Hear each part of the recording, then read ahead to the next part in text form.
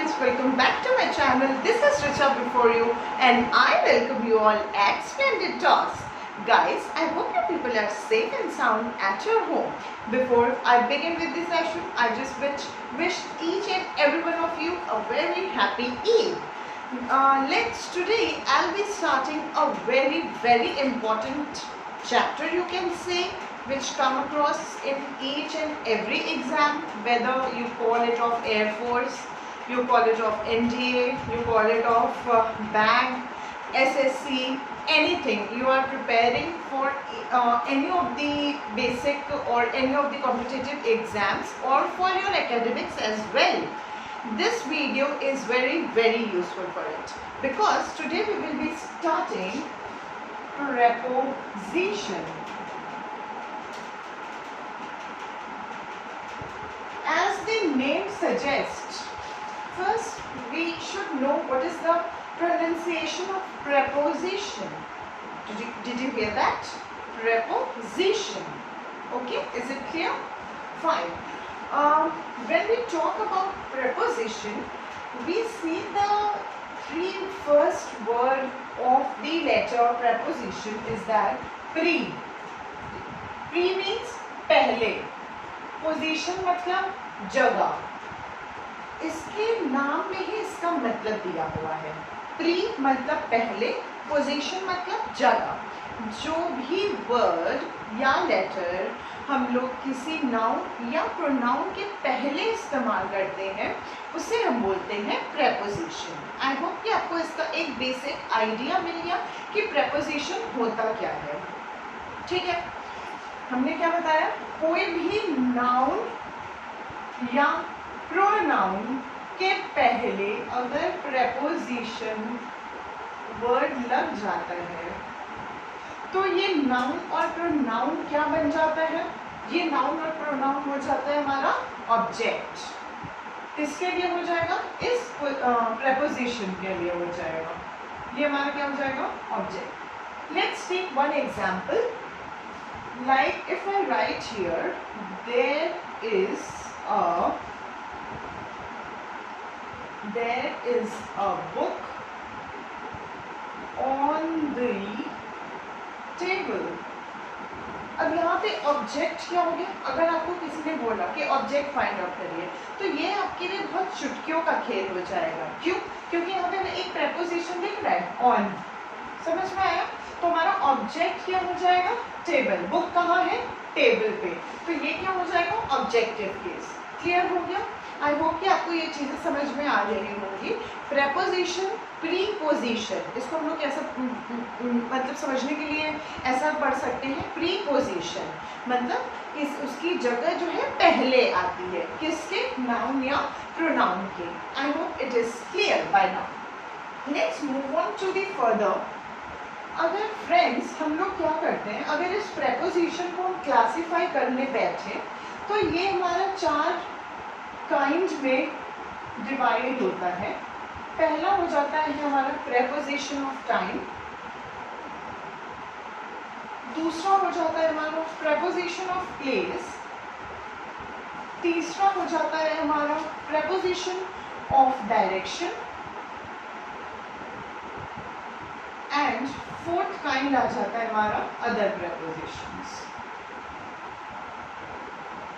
I hope it is visible for you all and my voice is also clear.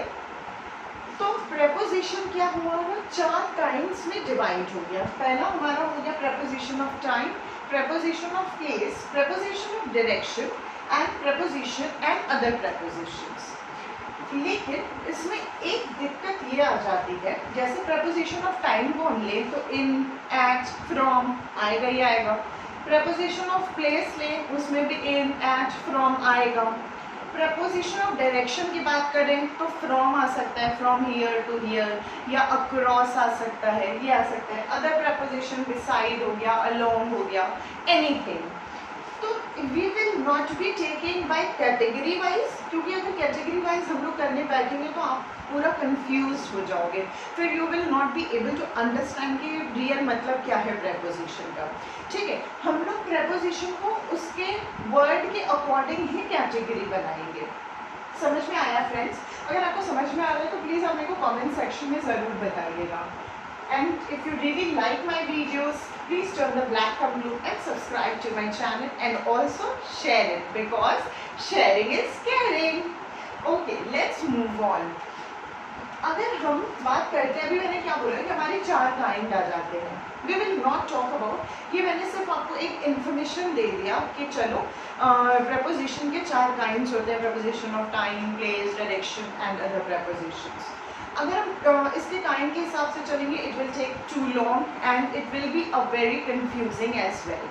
Let's talk about a category wise. Okay, पहला हमारा आ जाता है इन और eight.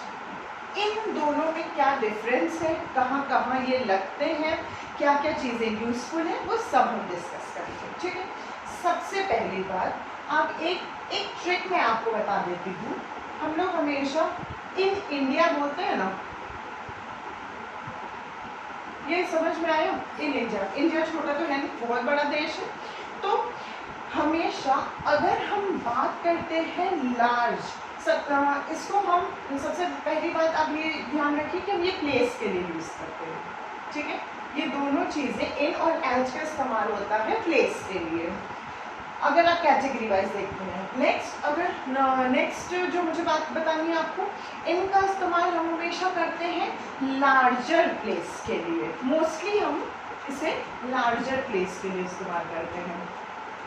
Friends, आप साथ साथ में नोट्स अगर बनाते रहेंगे that will be useful for you as well. और एट का इस्तेमाल हम करते हैं स्मॉलर प्लेसेस के लिए. इनका इस्तेमाल हम करते हैं लार्जर प्लेसेस के लिए और एट का इस्तेमाल करते हैं हम स्मॉलर प्लेसेस के लिए. Let's take example. He lives in Varanasi at India. अब आपके दिमाग में आ रहा होगा, अरे ये क्या, अगर आपने गलती पकड़ी होगी तो यस गाइस, अगर आपने गलती पकड़ी है तो बिल्कुल सही गलती है. यहाँ पे क्या होना चाहिए था, इनकी जगह एट और एट की जगह इन.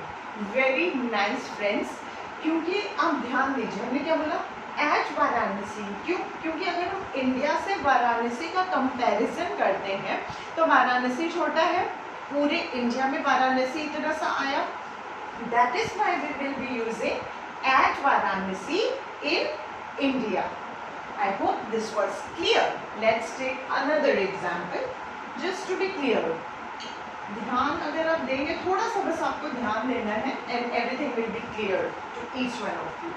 Let's take example like I work in Delhi at Uttar Pradesh. Is it right or wrong? First you have to tell me कि क्या ये sentence सही है? सही है friends? No, the sentence is absolutely wrong. क्या इसमें गड़बड़ी है? You just pause the video, comment in the comment section and then continue with it. यहाँ पे क्या हो जाएगा हमारा, एट दिल्ली इन यूपी. क्यों? क्योंकि अगर हम उत्तर प्रदेश का कंपैरिजन करें दिल्ली से, then UP is much bigger than Delhi.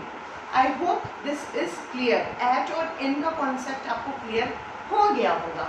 Let's take other preposition like, ये सीरीज जो है ना फ्रेंड्स बहुत इंपॉर्टेंट है. भले आपका एक ही क्वेश्चन आएगा या 2 ही क्वेश्चन आएगा मैक्सिमम, बट ये अगर ये छोटी छोटी चीज़ें हमें पता होंगी तो it will be very easy and very useful for us as well as for you also, that we will be able to do the question correctly, जिसके लिए हम फॉर श्योर होंगे कि अच्छा ये वाला क्वेश्चन तो हमारा पूरा पूरा सही है. ठीक है, लेट्स मूव ऑन.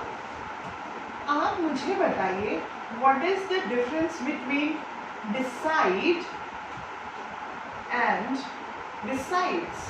अगर आपको लगता है ये वीडियो यूज़फुल है तो आप इसे अपने फ्रेंड्स के साथ भी शेयर करिए जो कॉम्पिटिटिव एग्जाम्स की तैयारी कर रहे हैं या जिन्हें बेसिक इंग्लिश जानना हो, उसके लिए भी ये बहुत ज़रूरी है क्योंकि हम डे टू डे लाइफ में भी इंग्लिश के लिए बहुत परेशान रहते हैं. This will be very useful. Let's move on. Beside और बिसाइड्स में व्हाट इज़ द डिफरेंस? अगर आप कहते हैं कि मैम एस का डिफरेंस है, तो गाइस आई नो कि एस का डिफरेंस है, but what is the real difference between them?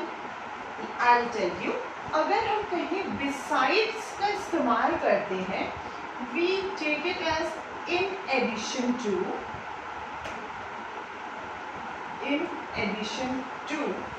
And अगर हम बिसाइड का इस्तेमाल करते हैं तो हम इस्तेमाल करते हैं by side. In addition to and by side. I sat beside my teacher in the class. मतलब के बगल में, क्लास में मैं अपने टीचर के बगल में बैठा. क्लियर हो गया beside का मतलब?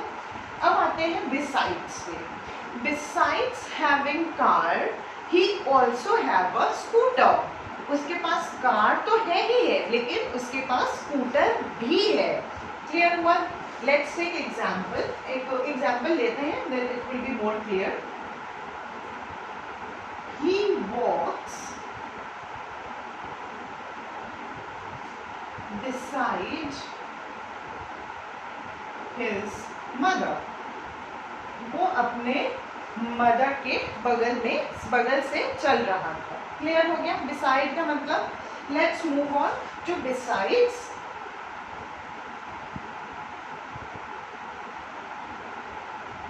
Besides having a chocolate,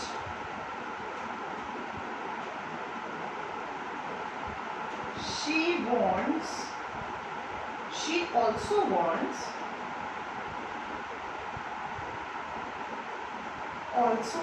a bag. मतलब मेरी नेफ्यू है, उसे चॉकलेट भी चाहिए, उसे बैग भी चाहिए, उसे ये भी चाहिए, उसे वो भी चाहिए. मतलब this example suits her.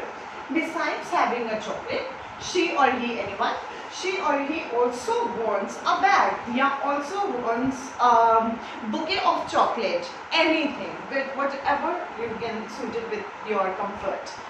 Guys I hope कि आज का वीडियो आपको यूजफुल लगा होगा. इन और एच के बीच में डिफरेंस पता चला. इनका इस्तेमाल हम लोग करते हैं लार्जर प्लेसेस के लिए, एच का इस्तेमाल हम करते हैं स्मॉलर प्लेसेस के लिए. नेक्स्ट हमने किया बिसाइड और बिसाइड्स. बिसाइड हम लोग इस्तेमाल करते हैं के बगल में, एंड बिसाइड्स का इस्तेमाल होता है के अलावा.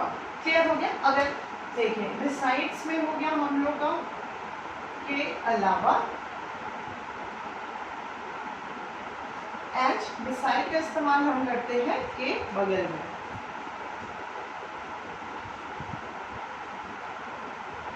Clear है guys?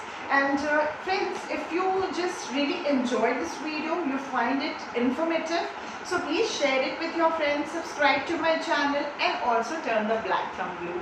I'll be meeting you the other day, and with the new prepositions and very useful terms to be used in our day-to-day life also, and in our day-to-day competitive exams also. Till then, bye bye. See you in the next video.